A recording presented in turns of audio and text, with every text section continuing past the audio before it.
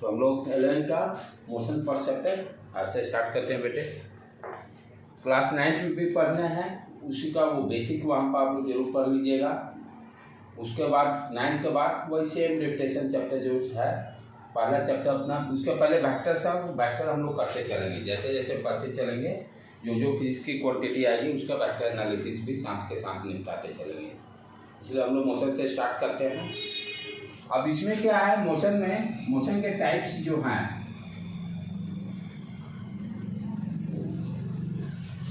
One dimensional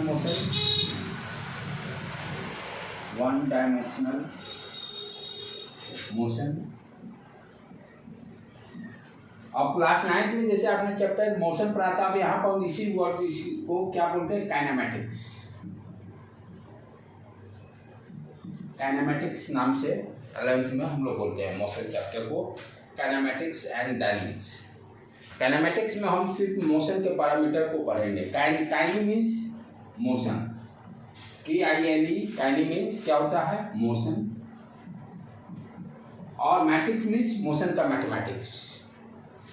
kinematics और dynamics दो चीज़ अब 11th में हम जो पढ़े हैं उसी चीज़ को स्लाइटली थोड़ा नाम में मॉडिफाई कर दिए। काइनेमेटिक्स में क्या हो गया, मोशन के पैरामीटर्स यानी डिस्टेंस, डिस्प्लेसमेंट, स्पीड, वेलोसिटी, एक्सेलरेशंस, ये सारी चीज़ें हम लोग स्टडी करेंगे। ये सारे हम कहाँ पर काइनेमेटिक्स में स्टडी करते हैं, यानी हम लोग सिर्फ पैरामीटर स्टडी करें, क्यों हो रहा मोशन उसके बारे में स्टडी नहीं करें, रीजन के बारे में हम लोग नहीं देख रहे हैं। डायनेमिक्स में हम लोग क्या देखें, जब फोर्स ये सब पढ़ने लगेंगे, न्यूटन्स लॉ पढ़ने लगेंगे, वहाँ पर हम मोशन क्यों होता है, किसके कारण होता है, रीजन फाइंड आउट करते हैं। उस पार्ट को हम लोग डायनेमिक्स बोलते हैं। न्यूटन्स का लॉ जो है वो आपको बताता है मोशन क्यों हो रहा है। इसीलिए पूरे स्टार्टिंग में हम लोग इसको काइनेमेटिक्स एंड डायनेमिक्स में डिस्ट्रीब्यूट करते हैं, पूरे मैकेनिक्स को, kinematics part and dynamics part. Kinematics में हम लोग सिर्फ क्या स्टडी करेंगे, मोशन के पैरामीटर्स, उसका मैथमेटिक्स क्या है, उसका इक्वेशन क्या है, वो सारी चीज़ें स्टडी करेंगे।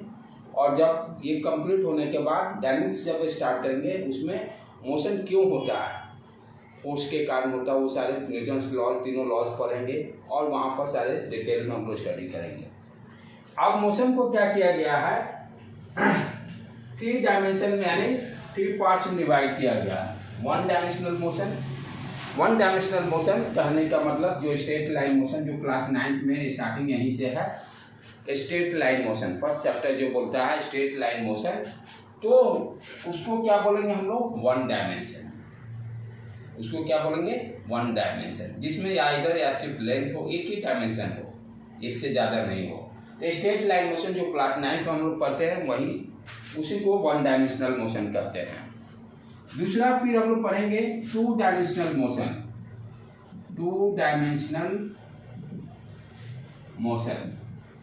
2 डायमेंशन करने का मतलब सरफेस पर, कोई भी सरफेस 2 डायमेंशन से बनता है, आइदर लेंथ, विड्थ, तो सर जिसको हम सरफेस एरिया बोलते हैं। तो 2 डायमेंशन करने का मतलब 2 डायमेंशन मीन्स सरफेस पर जो मोशन होगा, जैसे आप वॉक करते हो सरफेस पे वॉक करते हो, सर्कुलर मोशन सरफेस पर है, प्रोजेक्टाइल मोशन सरफेस पर है, वॉकिंग हम लोग कर रहे हैं वो क्या है, 2 डायमेंशनल है, तो उसको हम क्या बोलेंगे, 2 डायमेंशन, राइट।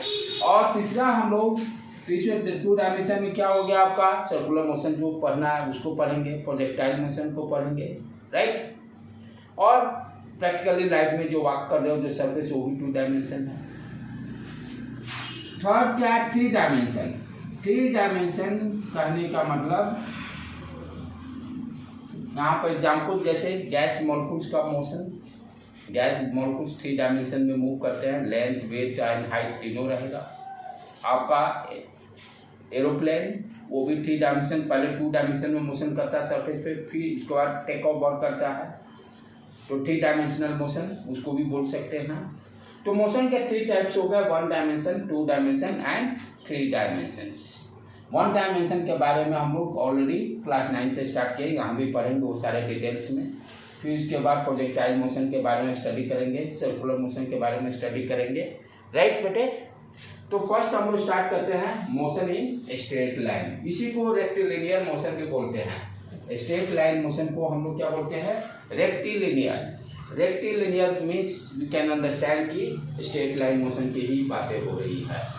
तो अब अपना क्लास जो स्टार्ट होगा, motion in one dimension, motion in one dimension. तो मोशन इन वन डायमेंशन के लिए वेरिएबल कौन कौन सा है, पैरामीटर्स, वेरिएबल पैरामीटर्स,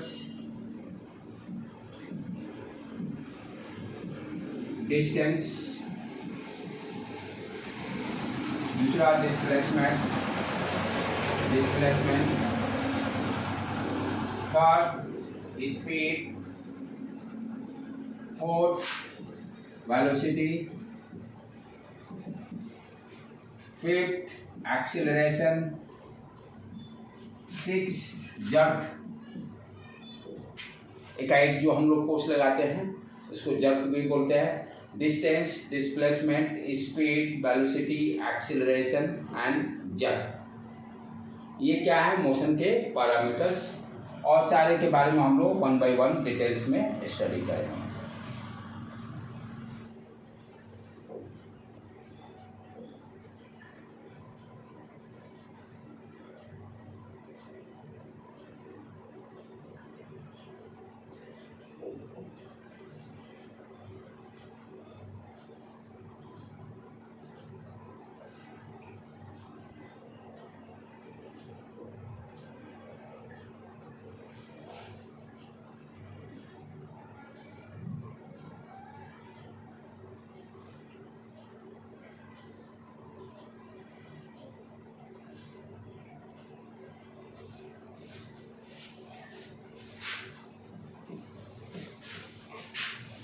लिख लिए बेटे।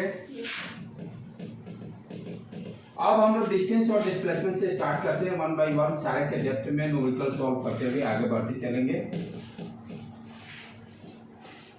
तो फर्स्ट हम लोग डिस्टेंस और डिस्प्लेसमेंट,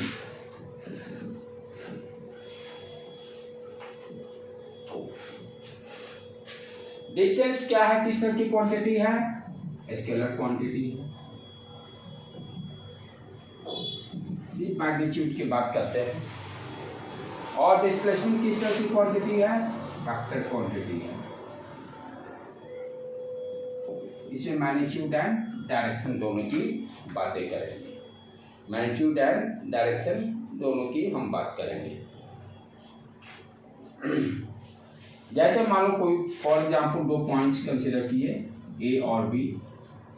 एक ये रास्ता को फॉलो किया पार्ट 1, दूसरा पार्ट 2, और एक मान लो इस तरह से पार्ट 3। दो पॉइंट के बीच में 3 मैंने पार्ट कंसिडर किया है। एक कोई आदमी है इस रास्ते से होते हुए इस तरह से पार्ट फॉलो करते हुए बी पॉइंट पर पहुंचा, दूसरा स्ट्रेट डम पहुंचा बी पॉइंट पर, थर्ड पर्सन ये रास्ते को फॉलो, लॉट्स ऑफ रास्ते, बहुत सारे रास्ते हो सकते हैं फॉलो करने के लिए। अब यहाँ पर आपसे यदि कोई पूछे तो पार्ट 1, 2, 3 क्या है, ऑल आर डिस्टेंस, इसमें कोई शक नहीं है। डिस्टेंस में हम लोग क्या देखते हैं, जिस रास्ते से हम रास्ते से मोशन करते हैं, जिस पार्ट को फॉलो करते हैं उसको टोटल उसका कैलकुलेट करते हैं कितना लेंथ है, उसी को डिस्टेंस बोलते हैं। जैसे इस पार्ट से चले, ठीक है, इस सारे को मेजरमेंट करते हुए जो टोटल लेंथ होगा वो क्या कहलाएगा, डिस्टेंस। ए से बी क्या है, ये भी टोटल मेजरमेंट करते चले, जो लेंथ आया उसको लिख लिए डाटा को। फिर इस रास्ते को फॉलो किया, यानी जो रास्ते से पाथ को हम फॉलो करेंगे उस रास्ते को मेजरमेंट करके लेंथ जितना होगा वो क्या कहलाएगा, डिस्टेंस। तो तीनों पाथ हम कैन से कि तीनों डिस्टेंस है भाई, राइट। पाथ 1, पाथ 2, पाथ 3, तीनों का path 1, 2 and 3 all are distance, we can say all are distance। Unit क्या देंगे, ऐसा यूनिट मीटर है, राइट। ऐसा यूनिट जो होता है डिस्टेंस का मीटर होता है। हम यहाँ पर क्या देख रहे हैं, सिर्फ मैग्नीट्यूड से मुझे मतलब है, मुझे ये मतलब नहीं कि कौन सा रास्ता फॉलो कर रहे हैं। What is the magnitude, what is the length, जो मेजर करने के बाद। अब आपसे कोई पूछे डिस्प्लेसमेंट, इसके बारे में तीनों पाथ में डिस्प्लेसमेंट कौन सा होगा, हाउ टू डिसाइड, क्या कैसे डिसाइड करेंगे। तो हम क्या देखते हैं, डिस्प्लेसमेंट जब भी डिफाइन करना होगा तो हम क्या देखेंगे, इनिशियल कहाँ से मोशन स्टार्ट हो रहा है और कहाँ पर जाकर मोशन रुक रहा है। This is called initial point and this is called final point. Displacement जब भी आप देखिएगा, जब भी आपको सेलेक्ट कर कौन सा डिस्प्लेसमेंट होगा, तो पहले आपको देखना होगा कि इनिशियल पॉइंट कौन सा है जहाँ से मोशन स्टार्ट होगा। This is called initial point और दिस इज कॉल्ड जहाँ पर रुक जाएगा उसको हम लोग फाइनल पॉइंट बोलेंगे, फाइनल पॉइंट बोलेंगे। अब क्या है, जितने रास्ते हैं इनिशियल और फाइनल पॉइंट में हम देखें सबसे शॉर्टेस्ट रास्ता कौन सा है, किसका मैग्नीट्यूड कम है डिस्टेंस वाइज, यानी शॉर्टेस्ट में सबसे कम कौन सा है। सबसे जो कम सा होगा इस दोनों पॉइंट के बीच में, ए और बी के बीच में शॉर्टेस्ट डिस्टेंस जो होगा उसको क्या बोलेंगे, डिस्प्लेसमेंट। तो डिस्प्लेसमेंट हम लोग क्या कहते हैं, shortest distance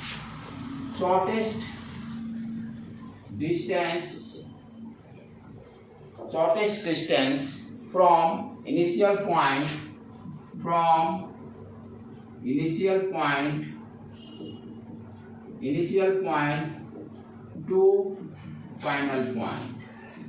to final point. Initial और फाइनल पॉइंट के बीच में जो शॉर्टेस्ट डिस्टेंस होगा दैट इज कॉल्ड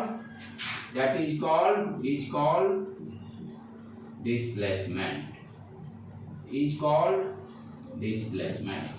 इनिशियल और final point from initial point से लेकर फाइनल पॉइंट के बीच में, इनिशियल और फाइनल पॉइंट के में जो शॉर्टेस्ट डिस्टेंस होगा उसको हम लोग क्या बोलेंगे, डिस्प्लेसमेंट। जो सबसे छोटा रास्ता होगा उसको क्या बोलेंगे, दैट इज कॉल्ड, जो मेजर करेंगे दैट इज कॉल्ड डिस्प्लेसमेंट। अब इस पार्ट में 1 और 2, 3 में सबसे शॉर्टेस्ट पार्ट मुझे 2 दिखाई दे रहा है, सबसे कम डिस्टेंस पार्ट 2 का है। तो इनिशियल और फाइनल पॉइंट में अब मान लीजिए पार्ट 2 कोई नहीं दिया है और मोशन इस तरह से कर रहा है, ये नहीं कि आप सबसे कम जो डिस्टेंस मेजर करेगा उसको बोल देंगे डिस्प्लेसमेंट, नहीं। यानी इनिशियल पॉइंट से फाइनल पॉइंट के बीच में यदि आप टेबल नहीं किए तो मान लीजिए पार्ट 1, पार्ट 2, पार्ट 3, राइट। तो ये तो शॉर्टेस्ट डिस्टेंस हुआ नहीं। इनिशियल पॉइंट से फाइनल पॉइंट के बीच में जो शॉर्टेस्ट डिस्टेंस होगा दैट इज कॉल्ड डिस्प्लेसमेंट। जैसे आप घर से यहाँ मेरे कोचिंग स्ट्रॉन्ग फाउंडेशन आ रहे हो, बहुत सारे रास्ते हैं, तो आप कोई जरूरी नहीं कि आप शॉर्टेस्ट रास्ता को फॉलो अप करके आ रहे हो। तो यदि आप फॉलो अप करके नहीं आए तो इसका मतलब ये नहीं हो कि आप जो रास्ता फॉलो करो उसमें शॉर्टेस्ट देखना है। जो रियल में जरूरी नहीं है कि आपने फॉलो ही किया उस रास्ते को। इनिशियल पॉइंट से फाइनल पॉइंट के बीच में जो शॉर्टेस्ट डिस्टेंस, जो शॉर्टेस्ट पाथ होगा, shortest path we can say, travel is not necessary. Distance में क्या होता है, ट्रेवल। यहाँ क्या है, इनिशियल से फाइनल पॉइंट में जो शॉर्टेस्ट पाथ होगा उसको हम लोग डिस्प्लेसमेंट बोलते हैं, राइट। अब समटाइम्स ऑब्जेक्टिव में क्या पूछता है कि जैसे डिस्टेंस के बारे में, डिस्टेंस क्या होगा, हमेशा डिस्टेंस बड़ा होगा डिस्प्लेसमेंट से।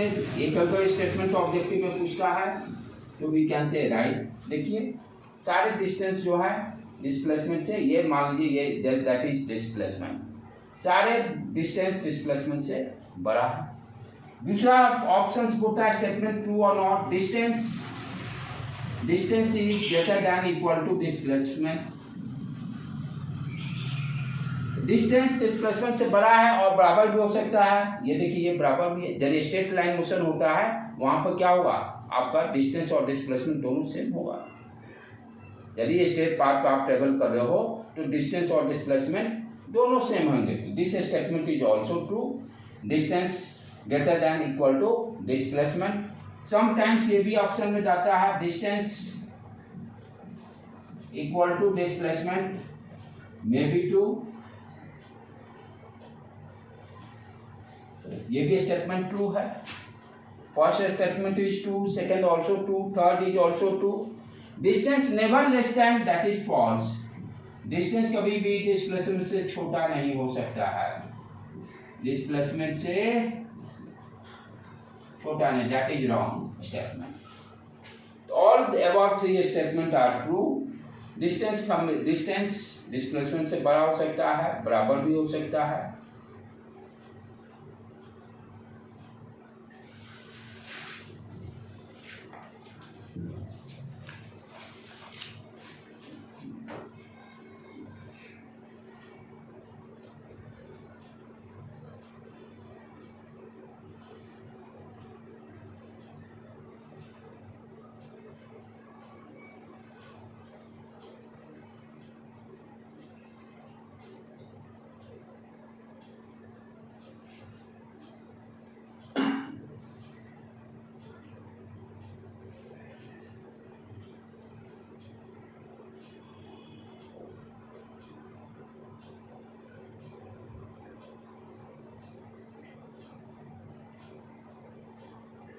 ठीक है बेटे।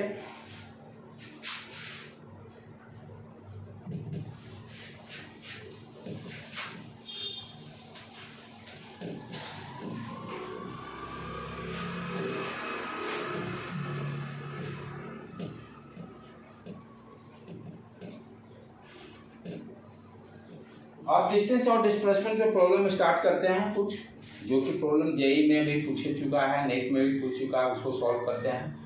जैसे क्वेश्चन फर्स्ट,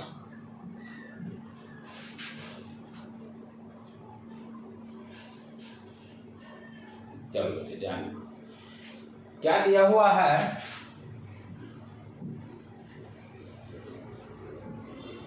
कोई आदमी है ए से बी, एक रास्ता ये फॉलो करता है कर्व पर, और दूसरा रास्ता ए बी वाला फॉलो करता है। रेडियस दिया हुआ सेमी सर्किल है, रेडियस दिया हुआ है इस सेमी सर्किल का आर है, रेडियस दिया हुआ सेमी सर्कुलर पाथ है। एक रास्ता पाथ 1 ये हो गया और दूसरा रास्ता ये पाथ 2, ठीक है। कहता find the ratio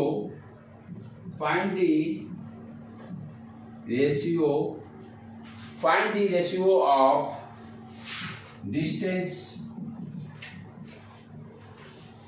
upon displacement. कोई आदमी, हाँ ये इस तरह से, कोई आदमी है इस कर्व पाथ को फॉलो कर रहा है ए टू बी, इस कर्व पाथ को फॉलो कर रहा है A to B. Find the ratio of distance upon displacement. Distance and displacement का रेशियो निकालना है। कोई आदमी है ए से बी पाथ 1 को फॉलो कर रहा है, तो आपसे क्या पूछा, डिस्टेंस अपॉन डिस्प्लेसमेंट। तो ए से बी के बीच में डिस्टेंस कितना हुआ, हाफ सर्किल है, we can write pi R, 2 pi R होता है total circumference of this circle. तो डिस्टेंस कितना हो जाएगा, ये कर्व पाथ का पाई आर। अच्छा, ए और बी, दिस इज जो इनिशियल पॉइंट, दिस इज जो फाइनल पॉइंट। इनिशियल और फाइनल पॉइंट के बीच में डिस्प्लेसमेंट क्या है, शॉर्टेस्ट डिस्टेंस देखेंगे, शॉर्टेस्ट पाथ डायमीटर वाला, और ये कितना है r प्लस आर, 2r। तो डिस्प्लेसमेंट कितना हो जाएगा बेटे, 2r। तो रेशियो कितना आ गया, π/2। रेशियो कितना आ गया, π/2, ठीक है। उसी तरह से सेकेंड क्वेश्चन लिख लीजिए, इसको बुझा दो।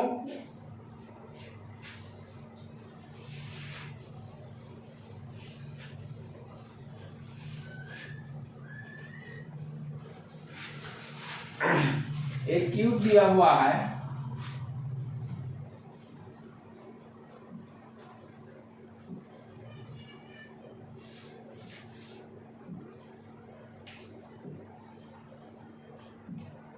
कोई आदमी है ए बी पाथ फॉलो किया, सी पाथ फॉलो किया, डी पाथ फॉलो किया।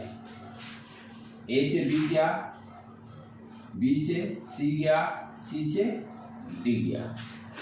आपसे पूछा find the displacement from A to D के बीच में कितना डिस्प्लेसमेंट होगा। Find the displacement from point A to point D. Point A से डी का क्या डिस्प्लेसमेंट होगा, इस क्यूब का लेंथ दिया हुआ है ए, इस क्यूब का लेंथ दिया हुआ है ए। ठीक है बेटे, यानी कहने मतलब ये रूम जो हो गया, कोई आदमी नीचे ये बॉटम से चला ऐसे गया, ठीक है, फिर देखो उसके बाद क्या है, फिर इस कॉर्नर से ऊपर गया और फिर ऊपर उस कोना पहुंच गया। आपको निकालना है इस कोना से लेकर, डिस्प्लेसमेंट क्या हो गया, शॉर्टेस्ट, ये कोना से लेकर उस कोना का डिस्टेंस निकालना होगा। क्या करना होगा, इस कोने से लेकर उस कोने का आपको डिस्प्लेसमेंट कैलकुलेट करना होगा। कहने का मतलब ये ऊपर, ठीक है। तो कैसे निकालोगे, देखो पाथ क्या फॉलो किया, ये आप कोई आदमी जैसे ये इस लाइन से नीचे बॉटम से गया फिर ऊपर गया, ठीक है, तो ये जो गया इसको जो इस तरह से ध्यान से देखो बेटे क्या हो रहा है, ये बंदा गया इस तरह से, ठीक है, फिर ये गया यहाँ, ठीक, ए से बी गया, सी गया, चलो हाँ सी। तो ए से सी के बीच में पहले क्या देखते हैं, ये देखो, तो हमें निकालना क्या, उस कॉर्नर से उस कॉर्नर का शॉर्टेस्ट डिस्टेंस। तो एक उपाय क्या है, या तो इस शॉर्टेस्ट पे निकाल लो, ये डायगोनल निकालो, ए दिया हुआ तो √2a हो जाएगा, तो सरफेस वाला डायगोनल यानी कहना मतलब इसको मान लो फॉर एग्जांपल जैसे p मान लेते हैं p, तो ये a to p कितना हो जाएगा, √2a, a to p a square plus a square hypotenuse √2a, ठीक है। और उसके बाद क्या, ये हाइट a ये भी मालूम है, अब क्या हुआ, इस सरफेस प्लस ये हाइट, ये भी राइट एंगल वहां कॉर्नर पे बनाएगा, तो ये a दिया हुआ है, ये कितना हुआ, ये हाइपोटेन्यूज a to d, अब a to d ये कितना देगा, √2a का whole square plus a square, ये दे देगा √3a, ये दे देगा √3a। एक तो ये तरीका है इसको सॉल्व करने का, ठीक है। दूसरा, इसी प्रॉब्लम को हम वेक्टर से कैसे करेंगे, हम क्या जानते हैं कि ये ध्यान से देखो, एक्स एक्सिस के अलोंग जो भी लेंथ रहेगा, यदि एक्स एक्सिस पे मान लो ये दिया हुआ मैग्नीट्यूड A से B A है, तो इसको यदि हम वेक्टर फॉर्म में लिखना होगा, ये तो मैग्नीट्यूड हो गया, तो वेक्टर फॉर्म में लिखना हो तो हम क्या करेंगे, I से इसको मल्टीप्लाई करेंगे, I is called unit vector, I is called unit vector. Unit vector क्या बताता है, डायरेक्शन बताएगा। यदि किसी भी स्केलर क्वांटिटी को आप यूनिट वेक्टर से मल्टीप्लाई कर दीजिएगा तो उस स्केलर क्वांटिटी का क्या देगा, डायरेक्शन देगा, राइट बेटे। तो आई कैप किसका डायरेक्शन क्या है, कि वो क्वांटिटी एक्स डायरेक्शन में है। उसी तरह से मान लो ये y है, y मान लो कोई डिस्टेंस b दिया हुआ है, यदि y डायरेक्शन में मैग्नीट्यूड दिया हुआ है, उसको वेक्टर फॉर्म में डायरेक्शन से शो करना हुआ तो क्या करेंगे, j यूनिट वेक्टर से मल्टीप्लाई कर देंगे, b इंटू जे क्या करेगा, j बताया, यानी सिर्फ bj लिखने का मतलब ये क्वांटिटी y डायरेक्शन में है, मैग्नीट्यूड y है और डायरेक्शन क्या है, y डायरेक्शन में। उसी तरह से मान लो ये z डायरेक्शन में कोई क्वांटिटी है, मान लो जिसका लेंथ c दिया हुआ है, तो इसको ck लिखेंगे, के i j k r unit vector, i j k r unit vector. What is the unit vector, unit vector क्या करता है, किसी भी स्केलर क्वांटिटी से मल्टीप्लाई करने में उस क्वांटिटी को, स्केलर क्वांटिटी को वेक्टर क्वांटिटी में कन्वर्ट कर देता है। जैसे मान लो कोई 4 दिया हुआ मैग्नीट्यूड, ठीक है, तो ये तो स्केलर क्वांटिटी हो गया 4 मीटर, फॉर एग्जांपल 4 मीटर दिया हुआ है scalar quantity. If I am writing 4i, तो अब क्या हो गया, 4 तो मैग्नीट्यूड हो गया, i स्पेसिफाई कर रहा है direction, i is called unit vector. ये 4 जो मैग्नीट्यूड किस डायरेक्शन में है, x डायरेक्शन में, 4 जो मैग्नीट्यूड है किस डायरेक्शन में है, x डायरेक्शन में है। उसी तरह से मान लो मैंने 8j दे दिया, तो 8 क्या हो गया, स्केलर क्वांटिटी हो गया, उसको यदि वेक्टर फॉर्म में लिखना हुआ तो 8j लिखने का मतलब ये 8 मैग्नीट्यूड हो गया, किस डायरेक्शन में है, z डायरेक्शन में। लाइक उसी तरह से मान लो 9k लिखा, 9k करने का मतलब 9 मैग्नीट्यूड हो गया, ये क्वांटिटी किस डायरेक्शन में है, z डायरेक्शन में, ठीक है। यूनिट वेक्टर क्या होता है, किसी भी स्केलर क्वांटिटी को वेक्टर फॉर्म में कन्वर्ट करता है, ठीक है। If I am writing i plus J कहने का मतलब एक्स एक्सिस और वाई एक्सिस के प्लेन में ये ऑब्जेक्ट मूव कर रहा है, जिसका मैग्नीट्यूड एक्स डायरेक्शन में 1 है और वाई डायरेक्शन में 1 है, यानी सरफेस पे मूव कर रहा है। यानी कहने का मतलब कि यदि उसको ऑर्डिन हम कंसीडर करते हैं, ठीक है, तो ये मान लेते हैं एक्स एक्सिस, यहाँ पर पॉइंट हो गया, और वो यदि उसको वाई मान लेते हैं, ठीक है, तो हमको प्लेन में हमको कहीं भी स्पेसिफाई करना हो तो बीच में एक्स कॉमा वाई हो जाएगा, एक्स कॉमा वाई, ठीक है। अब आगे देखते हैं इसको वेक्टर फॉर्म में कैसे, वेक्टर फॉर्म से कैसे हम लोग सॉल्व कर सकते हैं। ये देखो ध्यान से, तो ये क्या ए टू बी गया, यदि इसको हम ordinary consider A to B गया, इसको यदि एक्स एक्सिस मानते हैं, इसको वाई एक्सिस या ये ऊपर वाले को वाई एक्सिस और इसको जेड एक्सिस, ठीक है।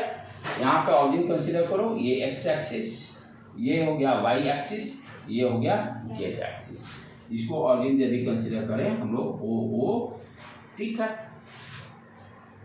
तो ओपी एक्स एक्सिस, ये वाई एक्सिस और this one is Z axis, ठीक है।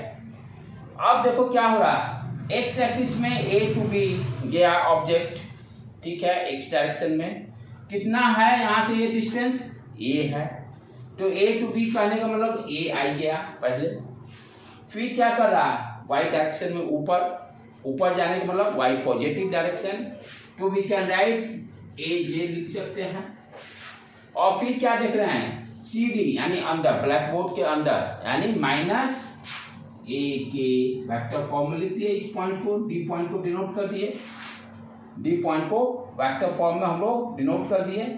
तो यहाँ पर इस प्रॉब्लम में हम लोग इसी को ऑर्डिन कंसीडर कर रहे हैं, ए पॉइंट को ही 0,0, इस प्रॉब्लम में इसको ऑर्डिन कंसीडर कर रहे हैं, राइट बेटे। एक्स एक्सिस में गए ए आई, वाई एक्सिस में गए ए जे, और फिर अंदर गए सी डी माइनस ए के।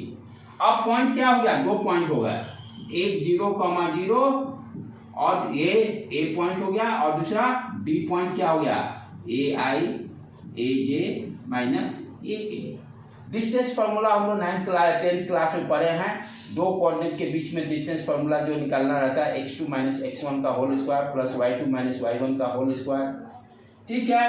दो पॉइंट मुझे मालूम चल गया, डिस्टेंस फार्मूला यूज कर लेंगे हम लोग, तो मुझे निकल जाएगा ए टू बी का डिस्टेंस, ये देखो क्या हो गया ए, ये एक्स कोऑर्डिनेट यहाँ क्या है ए, वाई कोऑर्डिनेट क्या है ए, और जेड के यानी जेड कोऑर्डिनेट क्या है माइनस ए, तो ए माइनस 0 ए स्क्वायर, ए माइनस 0 बी स्क्वायर, ए माइनस 0 होल स्क्वायर, सी क्या है प्लस माइनस ए माइनस 0 होल स्क्वायर, यही है डिस्टेंस फॉर्मूला। इससे भी देखो क्या आ जाएगा A square plus A square plus A square, it gives √3a। तो इस तरह से प्रॉब्लम को शो करेंगे, कैसे कोई भी सरफेस पर दिया हुआ है ये भी समझना चाहिए, जैसे ये एक्स एक्सिस हो गया, ये वाई एक्सिस हो गया, ठीक है। अब मान लो कोई पॉइंट है ए, अब इसको वेक्टर फॉर्म में लिखना है, हाउ कैन राइट, यहाँ से परपेंडिकुलर ड्रॉ किए, पहले मैग्नीट्यूड फाइंड आउट किए, ये मान लेते हैं एक्स मैग्नीट्यूड है, ठीक है। फिर यहाँ से वाई एक्सिस पर परपेंडिकुलर ड्रॉ किए, इसका मैग्नीट्यूड मान लो वाई दिया हुआ है। तो कोऑर्डिनेट में कैसे लिखते थे हम लोग, मैथ्स में एक्स कॉमा वाई इसको लिखते थे, ठीक है। अब क्या करेंगे, वेक्टर फॉर्म में लिखना हुआ तो हमें एक्स, ये तो मैग्नीट्यूड दिया हुआ है, और ये क्या हो जाएगा ये पॉइंट एक्स साइन, और Y distance plus Y two, इस पॉइंट को डिनोट करेंगे इस तरह से वेक्टर। यदि जेड आ जाएगा, यदि इधर जेड को भी और कोई यानी इस यहाँ पर पॉइंट कंसीडर करेंगे, तो यहाँ जेड भी आ गया, तो X comma Y comma Z तीनों हम लोग स्पेसिफाई करेंगे। तो this is called unit vector, I को हम लोग क्या बोलते हैं यूनिट वेक्टर। ये क्या देता है, डायरेक्शन प्रोवाइड करता है, कोई भी स्केलर क्वांटिटी है, स्केलर क्वांटिटी का डायरेक्शन प्रोवाइड करता है, प्रोवाइड डायरेक्शन, कि वो प्रोवाइड डायरेक्शन, किस डायरेक्शन में वो स्केलर क्वांटिटी है। तो एक यूनिट वेक्टर टर्म हम लोग समझे, आई जे के यूनिट वेक्टर क्वांटिटी है, वो स्केलर क्वांटिटी को वेक्टर क्वांटिटी में कन्वर्ट करता है। इसको लिख लो बेटे, पहले कर लो।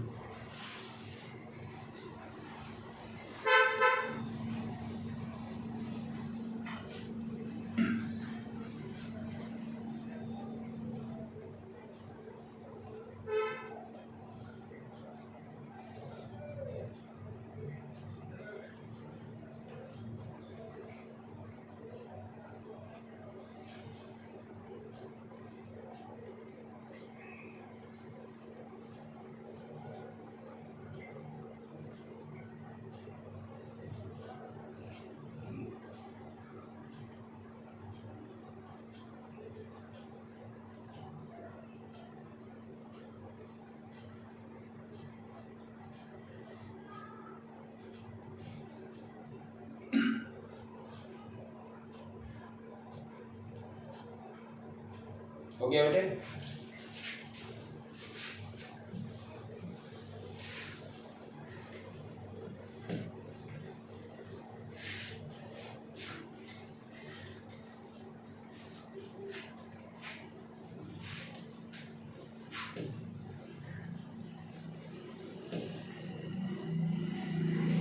थर्ड प्रॉब्लम, मान लो कोई ऑब्जेक्ट है, सर्कुलर मोशन कर रहा है। सर्कुलर मोशन करने मतलब सर्कुलर पाथ पे मोशन कर रहा है, ठीक है। ये मानते हैं पॉइंट ए से बी पॉइंट तक इस कर्व पाथ को फॉलो कर रहा है, ठीक है, जिसका की रेडियस दिया हुआ है r। अब आपसे पूछता है what is the displacement from point A to P. कैसा कर्व पाथ को फॉलो किया तो ए से बी के बीच में डिस्प्लेसमेंट क्या होगा। तो डिस्प्लेसमेंट करने का मतलब क्या होता है कि इनिशियल और फाइनल पॉइंट को स्ट्रेट लाइन से जोड़ दीजिए। क्या करना है, इनिशियल और फाइनल पॉइंट को एक स्ट्रेट लाइन से जोड़ दीजिए। वो क्या देगा आपका शॉर्टेस्ट पाथ। तो हमें क्या करना होगा, ए से बी के बीच में एक क्या करेंगे, यहाँ एक धागा बांधेंगे और एक धागा यानी सीधा बी पॉइंट पे कांटे ठोकेंगे और धागा से इसको जोड़ देंगे। जो धागा का जो लेंथ जो डायरेक्शन जो लेंथ दिखाई देगा वो क्या कहलाएगा, शॉर्टेस्ट पाथ। तो हम क्या कर रहे हैं, इनिशियल और फाइनल पॉइंट को जो लाइन स्ट्रेट लाइन जोड़ेगा वही क्या कहलाएगा, डिस्प्लेसमेंट और शॉर्टेस्ट पाथ। यानी इसमें हमें ए और बी का क्या डिस्टेंस होगा, that distance is called displacement. A और बी का जो लेंथ होगा वही क्या कहलाएगा, डिस्प्लेसमेंट। और डिस्टेंस पूछेगा तो ये कर्व पाथ को जो फॉलो किया वो हो जाएगा। यानी टोटल यदि सर्किल देखें, सर्किल क्या है 2 पाई आर, 1/4 पोर्शन कवर कर रहा है, यानी 2 पाई आर। डिस्टेंस यदि पूछता है यहाँ पर व्हाट इज डिस्टेंस टोटल, यानी 2 पाई आर 1/4 सर्किल कवर कर रहा है तो डिवाइडेड बाई 4 कर देंगे। तो डिस्टेंस कितना हो गया, पाई आर बाई 2, 1/4 फॉलो किया। अच्छा, डिस्प्लेसमेंट का मतलब ये मुझे लेंथ निकालना है ए बी। अब ए बी लेंथ कैसे निकालेंगे, ये देखो यहाँ पर एंगल कितना बना, triangle consider A O B. A B क्या हो गया, हाइपोटेन्यूज हो गया ट्रायंगल ए ओ बी का। और यहाँ पर ये रेडियस आर दिया हुआ, ये रेडियस आर दिया, ये हाइपोटेन्यूज हो गया, 90 डिग्री एंगल दिया हुआ, राइट एंगल ट्रायंगल हो गया। तो ए बी का लेंथ कितना हो गया, √2r, O B square plus O A square यानी आर स्क्वायर। तो what is the A B, square root O B square plus O A square. और ओ बी कितना है, R square plus R square, ये क्या हो गया 2r square √2r। तो डिस्प्लेसमेंट यहां पर क्या हो गया, √2r।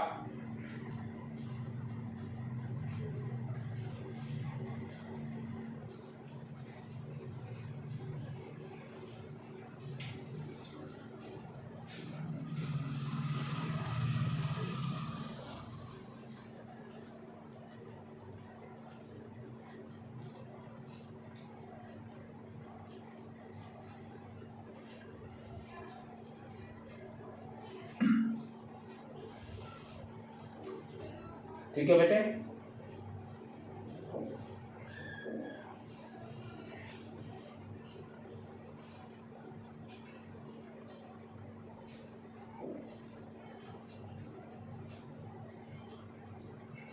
ठीक है बता रहा हूँ। अब देखो यही सेम इसी तरह में सर्किल में ही बहुत सारे प्रॉब्लम पूछते हैं जो कि क्वेश्चन एक आते हैं। सर्किल दिया हुआ है, पॉइंट ए से मोशन स्टार्ट किया, पॉइंट बी पर पहुंचा, रेडियस दिया हुआ 2r दिया हुआ है।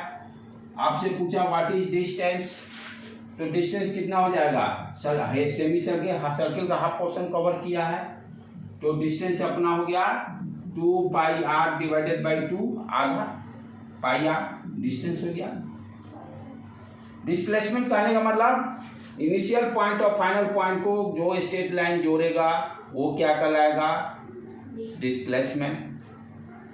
ठीक है, तो डिस्प्लेसमेंट कितना हो गया r plus r 2r 2r।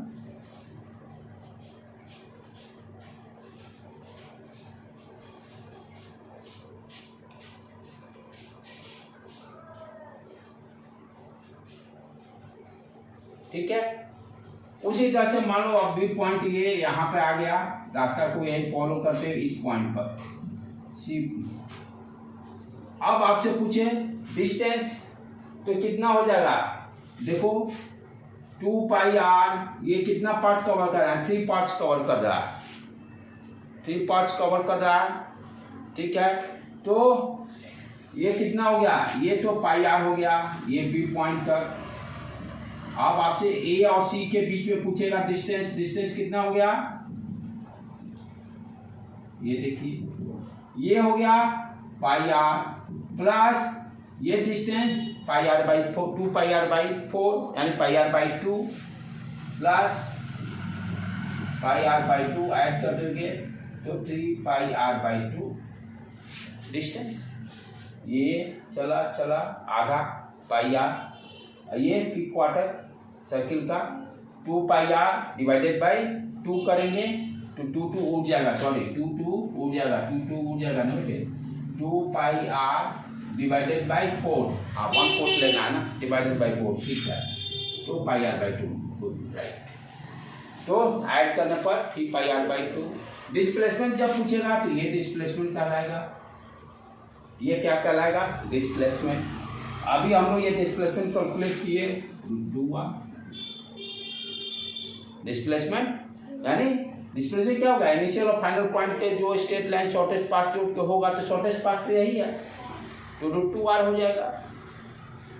तो सर्किल में ही देखिए पॉइंट्स को चेंज करके कि आपके डिस्टेंस और डिस्प्लेसमेंट पूछेगा। अच्छा, तो यहाँ पर खास बात क्या देख रहे हैं कि सबके बीच में हम किस किस पॉइंट पर कंसिडर किए, ये एक पॉइंट कंसिडर किए, एक पॉइंट ये कंसिडर किए, एक पॉइंट, सारे में क्या देख रहे हैं 90 डिग्री या 180 डिग्री जो शॉर्टेस्ट पाथ बन रहा है। यदि मान लो कि कोई आदमी यहाँ पहुंचा, आप क्या करेंगे, डिस्प्लेसमेंट फाइंड आउट करने के लिए। कहने का मतलब अब देखो प्रॉब्लम को प्रैक्टिकल बनाता हूँ जो जेई लेवल का जाएगा। ये सब तो बेसिक क्वेश्चंस है, नीट के लेवल के में भी पूछ सकता है, लेकिन ये नॉलेज होना भी जरूरी है।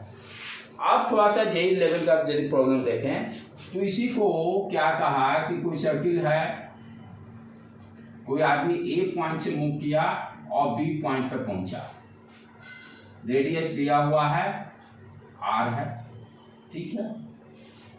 अब यहाँ पर जो 90 डिग्री एंगल नहीं बन रहा, कर रहा है आप यदि जोड़ते हैं बी पॉइंट को तो मान लीजिए ये एंगल थीटा बना है। अब आपसे पूछता है find the displacement, find the displacement, theta they, distance तो निकाल लेंगे, डिस्टेंस निकालने कोई समस्या नहीं है। डिस्टेंस क्या हो जाएगा, यदि पूरा चक्कर काटता है, पूरा चक्कर काटेगा तो टोटल एंगल कितना बनेगा 360, जो मैथमेटिक्स में स्टार्टिंग में हम लोग किए थे। टोटल यदि सर्किल यहाँ से स्टार्ट किया और यहाँ तक पहुँचा तो 360 डिग्री में कितना आएंगे, ये डिस्टेंस कवर करेगा 2 पाई r, यूनिटी में 2 पाई r अपॉन 360। जो एंगल ये दिया रहेगा थीटा 60 डिग्री दे या 80 डिग्री या जो भी दे 120 देखे, यहाँ पर उससे मल्टीप्लाई कर देंगे, काम खत्म, डिस्टेंस तो निकल जाएगा। लेकिन अब ये डिस्प्लेसमेंट कैसे निकालेंगे, ये ए बी कैसे निकालेंगे, तो ए बी के लिए देखो बेटे ध्यान से कॉन्सेप्ट को, क्या है, इसको थोड़ा सा हम वेक्टर फॉर्म में इसको करने की कोशिश करेंगे। ये जैसे पॉइंट O है, ये पॉइंट O है, ये वेक्टर हम ले लिए, रेडियस A दिया हुआ OA, ठीक। इसको हम d डिस्टेंस मान लेते हैं जो कैलकुलेट करना है। तो यहाँ से ठीक है, ये वेक्टर A, ये हो गया तुम्हारा B, इसको d डिस्टेंस दे दिए, एरो मार्क, ठीक है। पहुंचे कहाँ है, ये this is the initial point. Vector में क्या होता है, जैसे मान लो ये कोई पॉइंट है, शो करना है, ये ऑरिजिन हो गया, ये B हो गया, A पॉइंट। तो आपको यदि इस पॉइंट को शो करना होगा कि पोजीशन शो करने में क्या करो, ऑरिजिन से स्ट्रेट लाइन से जोड़ो इनिशियल पॉइंट, ठीक है। कोई पॉइंट कहीं से घूम फिर के गए, आप बी पॉइंट पे मान लीजिए पहुंचे, मान लो ये रास्ता फॉलो करते ऐसे करते कैसे हम पहुंचेगा। अब बी पॉइंट को वेक्टर फॉर्म में शो करना हो तो क्या करेंगे, ऑरिजिन से डायरेक्ट लाइन। डिस्प्लेसमेंट क्या हो गया, ये डिस्प्लेसमेंट हो गया, हमें ये डिस्प्लेसमेंट ही निकालना है, ए और बी का शॉर्टेस्ट डिस्टेंस। तो ये क्या हो गया, वेक्टर ए, ये क्या हो गया डिस्प्लेसमेंट, और ये वेक्टर बी, राइट। तो इसको एरो मार्क से इस तरह से शो किए, और इनसे ये उसी तरह से यहां से ध्यान से देखो, ये क्या हो गया, आर पॉइंट ए को लोकेट किए, ठीक है। और ये जो है बी पॉइंट हो गया, एरो मार्क, और ये क्या हुआ, ए और बी के बीच का डिस्प्लेसमेंट इस फैक्टर से, ये डिस्प्लेसमेंट दे दिए। एरो मार्क ऊपर शो करने का मतलब कि वेक्टर क्वांटिटी है, किसी भी स्केलर क्वांटिटी के ऊपर, जैसे 4 if I am writing 4i cap, arrow gives कि ये क्वांटिटी वेक्टर है, ठीक है। तो यहाँ पे क्या, ये r डिस्टेंस है, ये भी r डिस्टेंस, ये r डिस्टेंस, ये r डिस्टेंस। अब वेक्टर में कैसे लिखते हैं, यहाँ दिस इज द ऑरिजिन, यहाँ से चले r, ये इसको क्या बोलते हैं हम लोग, इसको हम लोग बोलते हैं हेड, तीर जहां पर लगा रहेगा उसको हेड। और जैसे कोई भी वेक्टर में इसको क्या बोलेंगे, हेड, और इसको क्या बोलेंगे, टेल, पूंछ, ठीक है। ये हेड हो गया, ये टेल हो गया।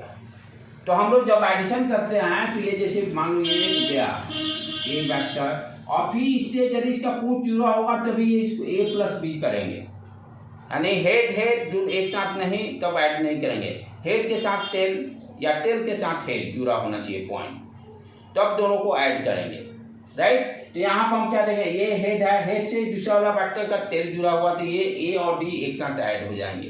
तो we can write r plus D, r plus का इसको हम लोग ओ ए ओ बी लिख दें अभी तत्काल के लिए, बाद में r का वैल्यू आप देंगे, O A plus A B that gives O B vector. ये हेड टेल से जुट गया। अब यहाँ पे देखो, अब इसको ऐड नहीं करेंगे, ये क्या, ये टेल दोनों एक साथ है, ये दिस गिव्स रिजल्टेंट वेक्टर, यदि ऑरिजिन से बी जुटा तो ये दोनों वेक्टर का रिजल्टेंट दे दिया ओ बी, राइट। अब हमें निकालना क्या है, निकालना तो है ए बी, ए बी क्या हो जाएगा, ए बी हो गया ओ बी माइनस ओ ए, इसको उधर भेज दिए, राइट बेटे। और ओ बी क्या है मेरा, ओ बी ये मान लेते हैं वेक्टर r2, इसको r1 मान लेते हैं, तो r2 माइनस r1। तो दो वेक्टर का एडिशन हो या सब्ट्रैक्शन हो, उसके लिए फॉर्मूला क्या है, ये ध्यान से देखोगे। उसका मैग्नीट्यूड यदि मुझे निकालना है, जैसे दो वेक्टर दिया हुआ है, जैसे a प्लस बी प्लस ये रिजल्टेंट वेक्टर, ये दोनों का ऐड सी वेक्टर है, ठीक है। इसका मैग्नीट्यूड निकालना होगा, तो मैग्नीट्यूड कैसे निकालेंगे, mod C equal to square root A square plus B square, और ये मान लीजिए दो वेक्टर ए हो गया, और ये दोनों के बीच का एंगल ये बी वेक्टर हो गया, ये बी वेक्टर, ये एंगल मान लेते हैं दोनों का थीटा है, ये रिजल्टेंट वेक्टर, ठीक। तो यहाँ पर इसको थोड़ा सा और क्लियर कर दें, ये देखो वेक्टर ए हो गया, ठीक है, ए गया बी, ठीक है, ये वेक्टर C। तो C equal to A plus B, C equal to A plus B, ठीक है। दोनों वेक्टर के बीच में मान लो एंगल थीटा है, दोनों वेक्टर के बीच में एंगल थीटा है, तो फॉर्मूला क्या बना, A square plus B square plus 2ab cos theta, 2ab cos theta, ये मैग्नीट्यूड हो गया। यहाँ पर देखो वेक्टर एडिशन में डिफरेंट तरीका से अलजेब्रिक एडिशन नहीं करते हैं, ये vector A, this is your vector B, ठीक है। ये देखो पूछ, ये हेड इसके पूछ से जुड़ा हुआ है, इसलिए ए प्लस बी लिखे। अब यहाँ पर ध्यान से देखो, प्लस सी नहीं लिख सकते हैं क्योंकि दोनों हेड एक साथ है, यानी दैट ये दोनों का रिजल्टेंट दैट गिव्स ओसी, और ओसी को हम लोग क्या लिखे, यहाँ पर A square plus B square plus 2ab magnitude हो गया। तो यहाँ पर इसी तरह से ए बी है बेटे, R2 माइनस R1, इसका मैग्नीट्यूड क्या हो गया, रिजल्टेंट वेक्टर का ए बी का मैग्नीट्यूड, ये देखो R2 square plus R1 square, यहाँ देखो दोनों वेक्टर के बीच में एंगल थीटा है, 2R1 R2 cos थीटा आ जाएगा। फॉर्मूला यूज कर लिए, यहाँ सब्सट्रैक्शन कर रहे हैं तो इसलिए माइनस आ गया, ठीक है। अब क्या करेंगे, R1 R2 है क्या, radius, R square plus R square minus 2R square cos theta. अब ट्रिकोमेट्रिक का तुम्हारा खेल है, जो ट्रिकोमेट्रिक तुम पढ़ चुकी हो, इसीलिए पहले बताया था ट्रिकोमेट्रिक को पढ़ना जरूरी है। 2R स्क्वायर cos थीटा, अब यहाँ से 2R स्क्वायर कॉमन ले लो बेटे, 1 माइनस cos थीटा। अब तुम पढ़ चुकी हो cos 2 थीटा बराबर, sorry cos 2 theta equal to 2 cos square theta minus 1 या 1 माइनस साइन स्क्वायर थीटा। यहां से साइन स्क्वायर थीटा कितना हो जाएगा, 1 माइनस cos 2 थीटा। यहाँ पर है क्या, 1 माइनस cos थीटा, यानी डिवाइडेड बाई 2 कर देना है, यानी sine square theta by 2 equal to 1 minus cos theta. इसके वैल्यू को रख देंगे ट्रिकोमेट्रिक के। अब वही बच्चे जो ट्रिकोमेट्रिक नहीं पढ़ रहे थे तो यहाँ के बाद वो 0 हो जाएंगे, इसलिए ये क्या हो गया, 2R square into 2 sign square theta by 2, ठीक है। तो ये कितना आ गया, ये देखो सारा हटा देंगे, 2 बाहर निकल गया, R बाहर निकल गया, 2R sine theta. This result is very very important. Formula अपना क्या आ गया, डिस्प्लेसमेंट का generalise, 2R sine theta by 2, 2R sine theta by 2, यानी ये डिस्प्लेसमेंट जो हो गया इसको आपको याद कर लेना होगा, 2R sine theta by 2 magnitude. अब थीटा मान लो कुछ भी दिया रहा, 120 डिग्री मान लो फॉर एग्जांपल दे दिया, ये एंगल 120 डिग्री है, तो आप क्या करोगे, यहाँ 120 डिग्री पुट कर दो, साइन 120 एंड साइन 60, वैल्यू क्या हो जाएगा, 2R into sine 60 √3 by 2, 2 cut के √3 आ रहा है। तो this is your general formula. इसके पहले इसी फॉर्मूला मान लो कि ये था, अभी जो हाल में अभी किए, ये देखो ए पॉइंट से बी पॉइंट गया, ये डिस्प्लेसमेंट निकाले तभी ना। यहाँ पे एंगल कितना है, 90 डिग्री, यहाँ 90 डिग्री पुट करो, 45 डिग्री, साइन 45 भी 1/√2 आ जाएगा, कट के देखो √2 आ गया। तो इसी फॉर्मूला सर्कुलर, ये जो सर्कुलर मोशन करेगा, डिस्टेंस डिस्प्लेसमेंट निकालने, डिस्प्लेसमेंट निकालने के लिए ये फॉर्मूला यहाँ तैयार हो गया, 2R साइन थीटा बाई 2। कोई भी एंगल दे आप आराम से निकाल सकते हो बेटे, ठीक है। इसको लिख लो बेटे, आज यहीं पर लास्ट करते हैं हम लोग।